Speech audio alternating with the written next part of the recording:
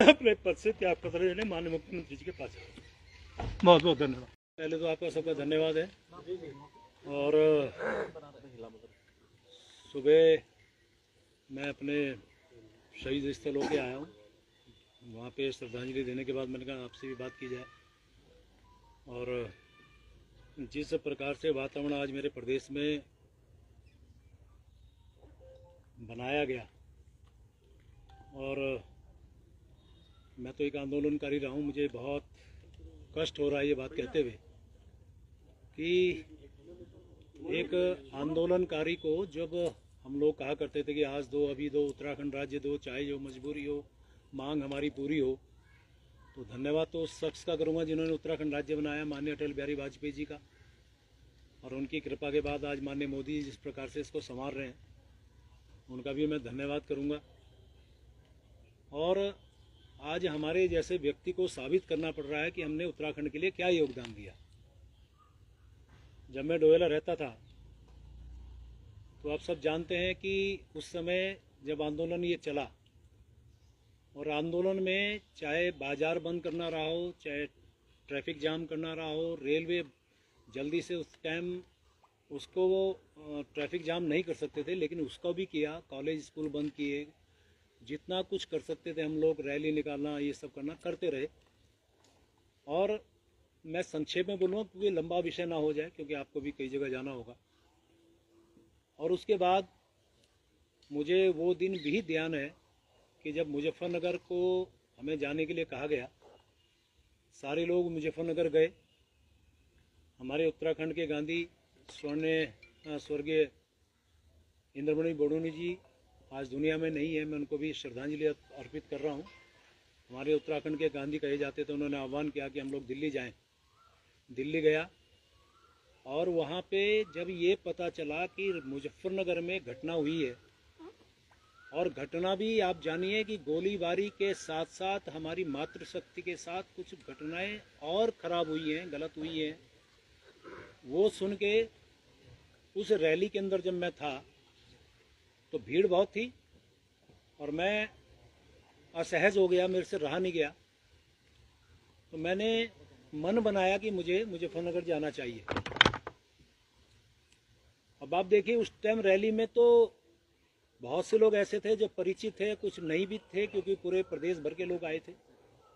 तो मेरे परिचित एक दो मिले, मैंने उनसे कहा भी मुजफ्फरनगर में ये घटना हो गई, चलिए। हालांकि ये बातें मैंने पहले भी एक दो बार आपको शेयर की हैं। तो मुझे आज भी ध्यान है, आपको शायद ये भी जानकारी होगी, मैं वॉलीबॉल का राष्ट्रीय स्तर का खिलाड़ी रहा हूँ। मेरे साथ एक वॉलीबॉल खेलता था यहाँ पे लोकल स्तर पे, डबराल उसका नाम है, IDPL डेरा ऋषिकेश का रहने वाला, वो मिला।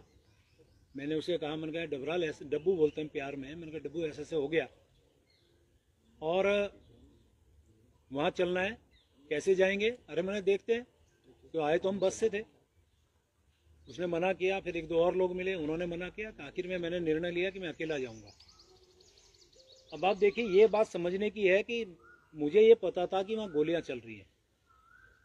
मुझे ये पता था कि उस समय जो उत्तर प्रदेश था, उत्तर प्रदेश में माननीय मुलायम सिंह जी की सरकार थी, वो किस प्रकार से उन्होंने उत्तराखंड, आज हम उत्तराखंड बोल रहे हैं, उस टाइम तो हम पहाड़ के लोग कहा करते थे अपने आप को कि हम पहाड़ के लोगों के साथ उन्होंने जो व्यवहार किया, और वो कुछ भी कर सकते हैं। तो भी मैं अकेला चला वहाँ से ट्रक में बैठ के। ये बात शायद किसी को ना पता हो, वो समझ लें। मैं अकेला ट्रक में बैठ के चला। संयोग से मुजफ्फरनगर में, मेरठ में आज भी जिंदा हैं माननीय मनोहर कांत ध्यानी जी, और आपके एक पत्रकार साथी थे राजेंद्र जोशी, वो आज दिवंगत हैं, नहीं है, उनको भी मैं श्रद्धांजलि दे रहा हूँ। वो एक वैन में कहीं से आ रहे थे, तो मैंने कहा, भी तुम कहाँ जा रहे हो? ऋषिकेश जा रहे। मैं उतरा, उसमें बैठ गया कि मुजफ्फरनगर चलना है, सारी बातें बताई। वहाँ गए, वहाँ हालात देख के मैं बहुत अंदर से हिल गया। हमारे बहुत सारे लोग पड़े थे घायल अवस्था में। पीछे से एक आवाज़ आती, प्रेम अंकल। मैंने कहा देखा तो पीछे कौन है, तो आज भी वो लड़का जिंदा है, पूछ सकते हैं। एक एक बात वो है जो कोई राजनीतिक भाषण नहीं है, जो लोग राजनीतिक दृष्टि से लेते हैं इसको लें, लेकिन मैं दिल के अंदर से वो बात आपको बता रहा हूँ। मैं पीछे मुड़ा तो मैंने कहा ये तो संतोष नेगी का लड़का है। कि संतोष नेगी हमारी बहन हमारी पार्टी में थी। आनंद सिंह नेगी उनके पति का नाम, वो चले गए दुनिया से, उनको भी श्रद्धांजलि है। तो मैंने बेटा क्या हुआ कि अंकल मेरे पैर में गोली लगी है।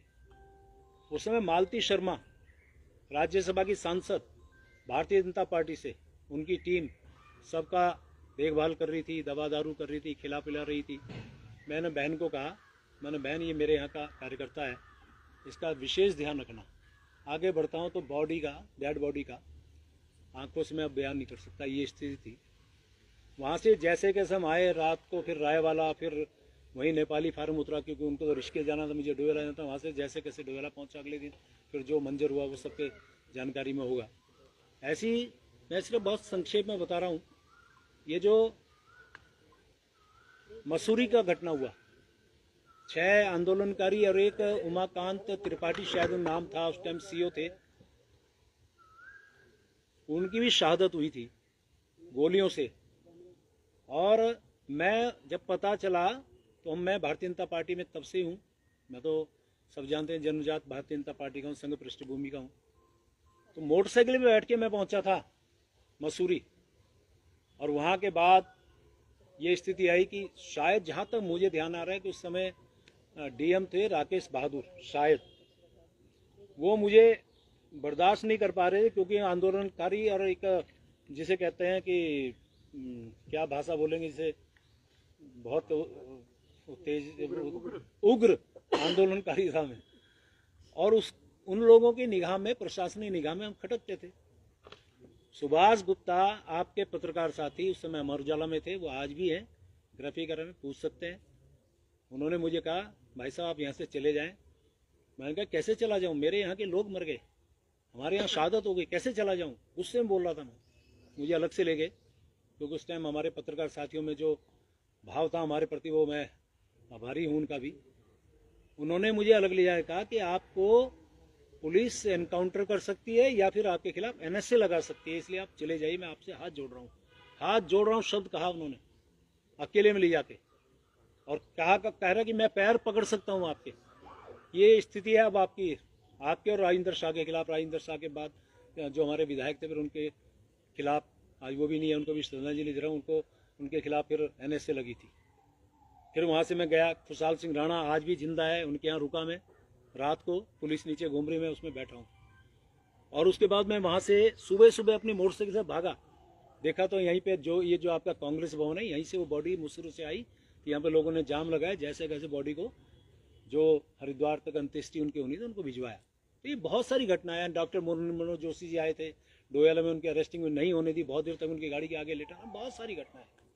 तो मैं ये जो बातें बताई, इसका मतलब सिर्फ इतना है कि जिसने इस आंदोलन, इस उत्तराखंड को बनाने में अहम भूमिका निभाई, लाठियां खाई है। तो मेरे पास आज वो फोटो नहीं है, यदि वो फोटो तो मैं आज आपको दिखाता कि वो फोटो आप देखते तो पुलिस वाले लठ मार रहे हैं, मैं नीचे पड़ा हूँ, एक हाथ से अपने आप को सेव कर रहा हूँ कि बचा लो।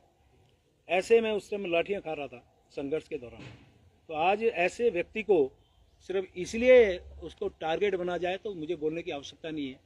और मेरे जैसे एक आंदोलनकारी की बात को जिस प्रकार से तोड़ मरोड़ के पेश किया गया, चलिए मुझे बड़ा दुख है, मैं बहुत आहत हूँ आज कि ऐसी स्थिति में मुझे लगता है कि जिस प्रकार से माननीय धामी साहब मेरे माननीय मुख्यमंत्री हैं, उनके कुशल नेतृत्व में मेरी सरकार बहुत अच्छा काम कर रही है, प्रदेश के सर्वांगीण विकास का काम कर रही है।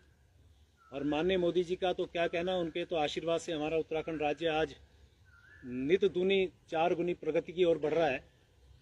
किसी भी स्थिति में मैं बात करूं तो माननीय मोदी जी का जो लगाव झुकाव हमारे उत्तराखंड वासियों से है, और मैं हमेशा एक बात करता हूं, उनके दिल में हम बसते हैं और हमारे दिल में वो बसते हैं।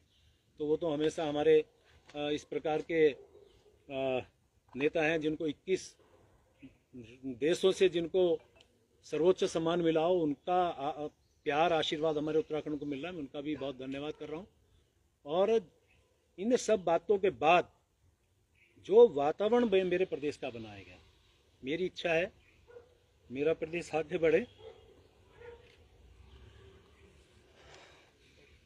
मैं इस प्रदेश को आगे बढ़ाने में मेरे से जो योगदान, जो मेरा हो सकता है, मैं देने को तैयार हूँ।